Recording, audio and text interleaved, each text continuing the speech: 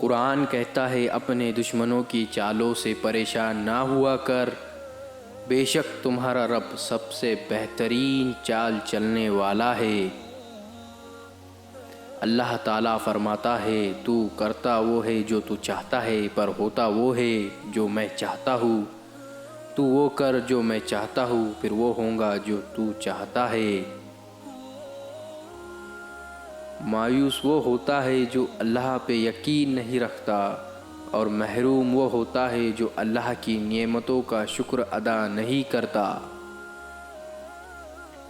سجدے کی توفیق ملنا بھی اللہ کی نعمتوں میں سے ایک بہترین نعمت ہے۔